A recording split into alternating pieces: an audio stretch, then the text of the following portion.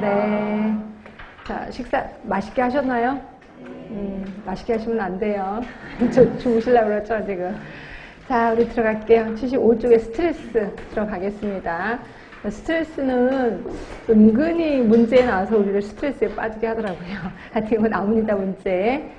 자, 스트레스는 뭐 긍정적인 스트레스하고 부정적인 스트레스가 있다. 뭐 이미 아실 거고요. 스트레스 1은 개인에게 생리 심리적 적응 반응을 일으키는 일이나 반응을 우리 스트레스 1이라고 해요. 이런 거는 그냥 가볍게 넘어갑시다. 자, 우리 스트레스 반응에 대해서 캐논이라는 사람이 다음과 같이 얘기를 했네요.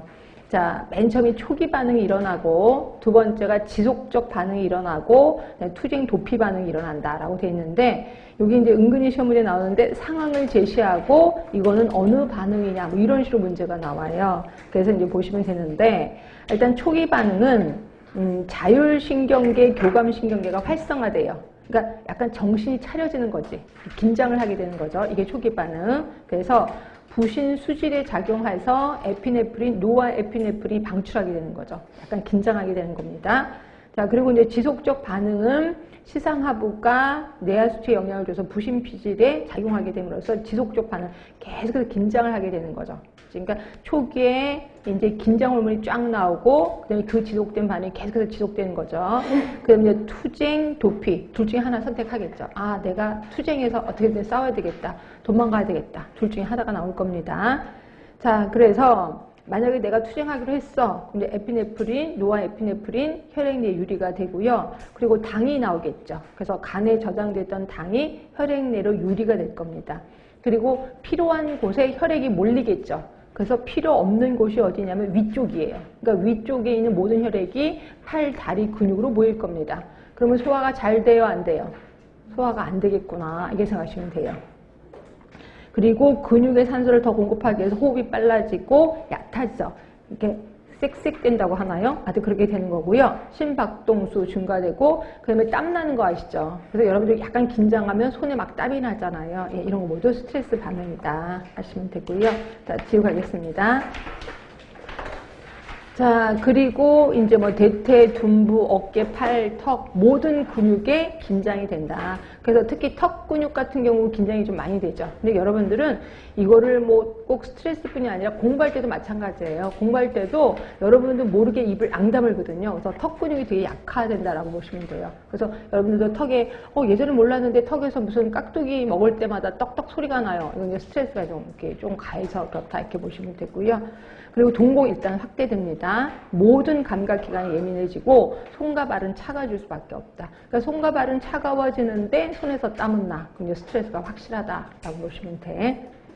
근데 그분보다는 실리가 훨씬 더 유명합니다. 그러니까 실리는 스트레스 반응을 일반 적응 증후군이라고 불렀고요. 크게 세 개를 제시합니다. 경고, 저항, 소진. 워낙 유명하니까 외워두셔야 돼. 그러니까 경고 반응은 이제 해로운 자극에 갑자기 노출됐을 때 일어나는 현상이에요. 이때 샥 국면에 빠집니다. 그러니까 기절할 것 같은 느낌이 되는 거죠. 그래서 심장박동 빨라지고 근육 긴장이 풀어져. 체온, 혈압이 떨어져. 그럼 어떻게 돼요? 발이 풀리면서 쓰러지는 거죠. 이게 샥 국면에 빠지는 거고, 그 다음에 요거와 반대로 역샥 국면에 빠지기도 해. 이거는 이제 여러분들 혹시 내가 골목을 지나가는데 나 이렇게 한참 가고 있는데 딴 생각하고 가고 있는데 옆에 앞에서 강도가 나타났어. 그럼 어떻게 해요, 여러분들? 소리 지르면서 도망가기도 하고 그 자리에서 쓰러지는 사람도 있어요. 우리 영화 같은 데 보면은 막 귀신이 나타나는데 갑자기 발도 멀쩡하던 사람이 뛰어가서 갑자기 넘어지면서 막 하는 경우 봤을 거예요. 그게 샥 국면이고요. 근데 어떤 사람들은 막 열심히 도망가는 사람이 있어. 이 사람은 역샥 국면에 빠지는 거죠. 도망가는 거죠. 그래서 두 개의 반대의 증상이 일어납니다.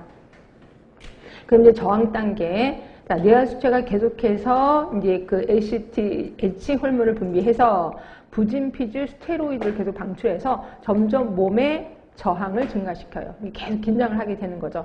그래서 이제 끝까지 긴장을 다 했어. 그러다가 이제 모든 호르몬을 다 써버렸어. 그러면 이제 소진 단계에 다다르게 되는 거죠. 그래서 에너지가 소진이 되고 이때 이제 증상이 나타나요. 여러 가지 질병이 나타나는 거죠. 암이 생기기도 하고 당뇨가 생기기도 하고 고혈압이 생기기도 하고 대부분 이럴 때 어떻게 돼요? 죽을 수도 있습니다. 그래서 혹시 뭐 예전에 뭐 가수들이 불렀던 어머니 뭐 이거 있잖아요. 그래서 뭐 엄마는 짜장면이 싫다고 하셔서 그러다가 뭐 가게를 열고 그 다음날 돌아가신 채로 발견된 거. 예, 이런 것들이 소진 단계다 이렇게 보시면 돼요. 그래서 이것 때문에 여러분들 그러죠. 공부하다가 그 다음날 죽을 수 있어요.